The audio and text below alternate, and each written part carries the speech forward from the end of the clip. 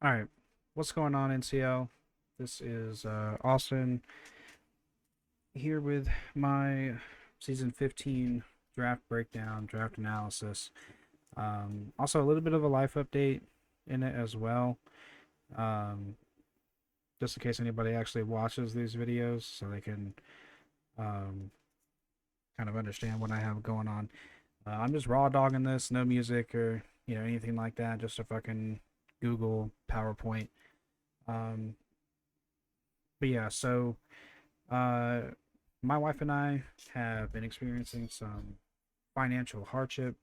We actually ended up having to break our lease and get out of the apartment that we were in because we realized we weren't going to be able to pay rent anymore. So we're living with my best friend now. He's been really gracious and helping us and stuff like that. Um, but yeah, so I ended up having to get a full time job in a situation where I didn't think I was going to have to do that. I thought I would be able to get student loans that would be able to help support us, and I would, basically just be a full time student. That has not happened, and it probably won't. Um, so I've had to get a full time job that I work for the natural gas department for a city, like for the for the government basically, where we kind of work with like natural gas, like the kind of gas that powers like gas stoves and hot water heaters and stuff like that. And I kind of go out and repair, the meters and the lines and stuff like that. So it's hard work. It's outside in the sun, 8 hours a day. Um, and on top of that, I am still going to school because that is something that I really want for myself. Um, so yeah, I ended up having a lot more going on than I thought I would coming into this season. Um, but I'm really committed to doing absolutely everything I can to still put in a pretty high amount of effort or as much effort as I can. I have been known, I'm pretty infamous to kind of stop prepping because I end up just not having time for these draft leagues. But this time, even though I am probably busier than I have ever been, um, I'm going to try to set down a really hard schedule to stick to every week. Um, and hopefully that will help me. Um, the idea is that I will do my team builder. I will team build on Tuesday. Every Tuesday, I will team build, and then I will upload a video of that team builder that night. And part of the reason why I wanted to upload this season was because I really wanted to be held accountable. Because I do fall off the wagon when it comes to being productive. I do get really lazy. I do kind of lounge around and just not want to do anything, especially when I've had a particularly hard day. Um, but I really want to be held accountable for this thing that I have set up. Like I want to team build on Tuesday and upload a team builder on Tuesday. So if anybody watching, the YouTube videos as they come out, if it is Tuesday and I don't upload a YouTube video by 9:30 p.m. EST, that means I did not team build and I someone needs to call me out for it so that I can team build and put in the effort that this league deserves. Um, so yeah, that's why I'm trying to upload this season, just to kind of hold myself to a schedule, and to be held accountable by anybody that is watching the videos. But I rebranded on the Atlanta Overlords now. Um, King Gambit has inexplicably, not really inexplicably, it has sort of ascended to the top of my favorite Pokemon. I love King Gambit. Um, it is definitely my favorite Pokemon of all time, and I really wanted a team that used him as the mascot. I thought Overlords was a really apt name for using King Gambit as the mascot, and Jed was really nice to do this logo for me for free. So shout out Jed. Um, I know I haven't talked to a lot of the NCL guys all that much recently or in the past couple years, but I love all of y'all for real. Y'all are like my family. But yeah, so let's go through this. I was fifth pick in the draft. Um, Not insane, but not horrible either. It's kind of towards the middle. Um, but I don't think it ended up being too bad. When you go into a draft with no plan, it's kind of hard to be disappointed in the results because you know you don't come into it with any sort of notion as to what you want to draft. Um, I did want to try and take this season to kind of relearn draft league. I feel like since the split tiers and NCL have come out, I have really struggled to put together a coherent draft. It's been really hard to um, it's been really hard to figure that out. So um, yeah, I got a lot of help. Ian and Gareth helped me a lot with the draft, and I hope they will help me with my team builders going forward as well. But basically, the idea is we came into this with is that because it's a Terra heavy meta, let's just try and find a Pokemon that is probably going to Terra every game, and I just get really comfortable with clicking Terra on that Pokemon, and kind of draft from there. Um, so in order to fill that role, at fifth pick, I ended up taking Palafin. Uh, First pick, it's gonna be nicknamed Bubble Man this season. You'll see I have kind of two nickname trends going on that I kind of mashed together. Um, but yeah, Palafin's a really strong Pokemon, albeit kind of awkward to use because you have to switch out with Palafin in order to get its 0 to hero active to get these really busted stats that you see on the right side here. Um, Really, really cool Pokemon. It gets its own momentum and flip turn, I'm pretty sure. Just hits really, really hard. And again, it is a kind of a Terra hog, just clicking Terra Water, Wave Crash with a base 160 attack is just really, really powerful. Um, so that's kind of where we started.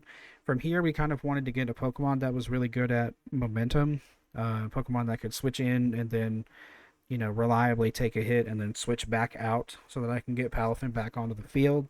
Um, Ian suggested a pick that has apparently become pretty popular with Palafin, which is Tornadus Therian. We ended up taking that with my first free pick, so two 200-point Pokemon right off the bat. Sort of the issue that I had with these split tiers that I end up overloading the first kind of 6 Pokemon, and then after that, the rest of the team is just kind of dog poopy water.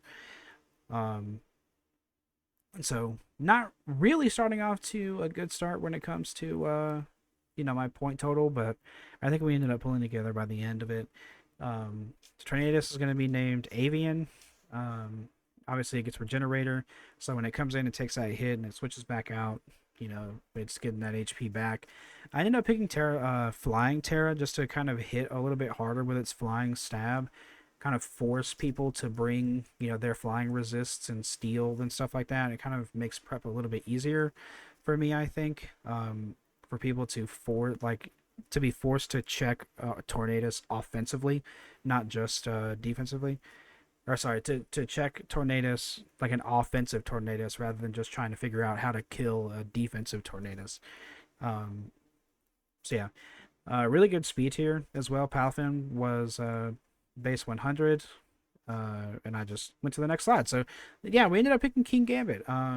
As you can clearly tell by all the lovely art on this slide, I love King Gambit. Um, I was asleep for this pick, and I told Ian to pick me whatever he thought was best. He ended up just picking my mascot, which is totally cool. King Gambit is the only Pokemon that does not stick to the nickname theme because I have my own set in stone nickname for King Gambit, which is Nobunaga. Obviously, it gets things like Defiant, which is crazy good, but on top of that, it gets the even more broken Supreme Overlord. So every time something does die, he gets way more powerful with this busted 135 base attack. We picked Terra Flying because it's times 4 weak to fighting. Also gives it a ground immunity, which is really good. Um, so yeah, I love King Gambit. Really happy with this pick. Um, Next, we were kind of looking at the fact that sort of King Gambit's main weakness is that as a steel type, he does not resist fairy. So we ended up picking Iron Crown next. Um, Iron Crown did not have any gifts on Google, so rip my boy Iron Crown. Um, but yeah, so we picked Iron Crown. Really cool Pokemon. Um, I don't think its stats were as crazy as I was hoping. But it's a really cool Pokemon, really bulky on the especially defensive side, which is something that I kind of needed. It's a special attacker, which I definitely needed at this point. We went Terra Water just because water is a really good defensive typing. Um, so yeah, something that we just kind of felt like rounded out the team a little bit here with Iron Crown. Then we ended up picking Deancey after that. Really needed a fairy type, needed more bulk. Um, a rock setter as well. Something, really just looking for a fairy type. And we ended up going with a low tier Deancey. Um, Pretty happy with this pick. It's times 4 weak to steel, sure. Um, but I have two steel types myself, which resist that. Palafin resists that as well. So defensively, I feel like Deancey is pretty covered. Um, and I think it's going to end up being a really important defensive tool on this team. Uh, Next, we were looking at the team. We didn't really have, again, we needed more special attackers, and we didn't really have anything to kill opposing steel types. So we ended up picking Salazzle, which is going to be nicknamed Burstinatrix. I'm realizing now that I didn't really talk about Deancey or Iron Crown's name. Um, Iron Crown was nicknamed Otis, and Deancey is nicknamed Sphene. If anyone plays Final Fantasy 14, that's kind of where I pulled that from. Um, yeah, so Salazzle's here to kind of kill steel types, also set up some hazards. Toxic Spikes is really good for like late game sweeping Palafin or late game sweeping King Gambit. Um, so yeah, it also fits really nicely into the speed tiers. We have Palafin at 100, Tornado Therian at 121, and now Salazzle at 117. Just kind of fills that bracket in the speed tiers that we could really use. So yeah. Next is kind of where the team took a bit of a turn. So we were looking for a ground type, and we were looking at some of low tier stuff, and they were, Ian was asking me kind of what ground types I liked. I'm personally a fan of something like Mudsdale. That's kind of what I was looking at here with this pick. But Gareth suggested that Mudsdale was a little bit expensive for what it does. So I could probably get something else that was a bit more cost effective. Um, and at this point, I hadn't really made any free picks. It's been a while since I made a free pick, so I decided to start looking at maybe some higher tier grounds. And there were so many available at this point in the draft. I can't even name them all off the top of my head. I remember Gliscor was there. Hippowdon obviously was here. Things like Excadrill was still up, and lots of ground types in tier 2 were available at this point in the draft. Gareth ended up suggesting Hippowdon because it gives Deancey a Spadef boost in the sand, and it gives Tornadus a rock type weather ball to hit opposing flying types, which I thought was really cool, kind of niche utility, and I needed more bulk anyway. So I thought Hippowdon was a really cool pick. I've never used it before, um, and I thought it was really cool. Hippowdon is nicknamed Clayman, tying back into the elemental hero nicknames from before, and Bubbleman, the Palafin, and Avian, the Tornadus. And with the next pick, I thought that if I'm going to have a sand setter, I got to have a sand abuser. Just wouldn't make any sense. So I literally had to Google Pokemon with Sand Rush before I found a Pokemon that was 2 types that I didn't have, helped me round out a core, as well as a Sand Rusher. So we ended up picking Dracozolt, which is going to be named Sparkman. Again, that elemental hero nickname theme. Overall, this thing's stats is really not impressive. I was kind of hoping that it would have a higher base physical attack, but 100 is like respectable, but not great.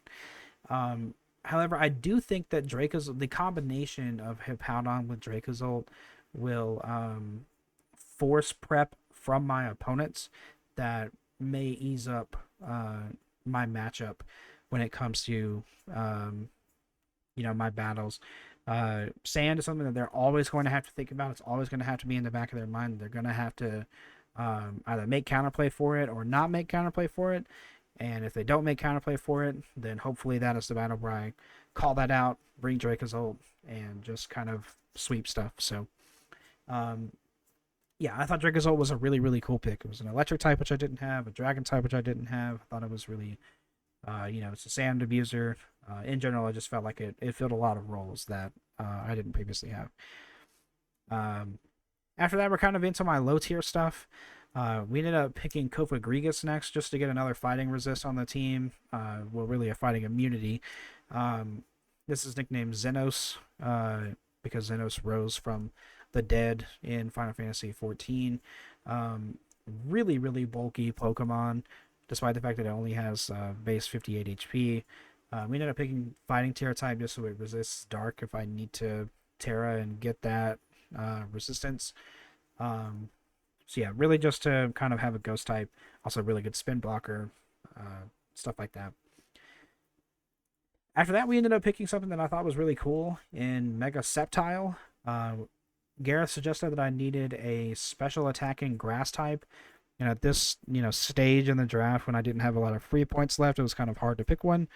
But we ended up picking Mega Sceptile. It does double up on Dragon, which kind of sucks, but I think my Ice type switch-ins are pretty decent. So it should be all right. It is another times 4 weakness. Looking at the team now, we have 3 Pokemon that have times 4 weaknesses: Kingambit in Fighting, Diancie in Steel, and Mega Sceptile in Ice. But thankfully, they're all different. And honestly, just looking at this Pokemon, base 145 special attack and base 145 speed is still pretty relevant in today's meta. Like those are respectable numbers in today's meta. Honestly, I really feel like this Pokemon should be a demon, and I'm gonna have to prove that this Pokemon is really good. So, yeah, megas aren't actually required in this format that we're playing now. This is the old slideshow that included the mega tab here. We just ended up picking Mega Sceptile because it was the best thing available for the role that I needed it to fill. And with the last pick, we ended up picking Exploud just to have a normal type and another special attacker. Honestly, I have had this on teams before, and I have hated it in the past. But I do think this has a role to fill on the team. So hopefully, Magni will pull through and help us win some games this season. But yeah, so I hope you guys watch the video and help keep me accountable throughout the season. I think the team is really cool, and I think it has a lot of potential. And as long as I put in the effort to prepping and battling to the best of my ability, I think I can go pretty far. And I look forward to playing with you all again. It's been a while. There are a lot of familiar faces in Mareep, and I hope we have a lot of fun this season. So I will see you all in the Week 1 Team Builder that will come out Tuesday before 9:30 p.m. EST. And if it doesn't, please yell at me because that means I did not team build. Bye.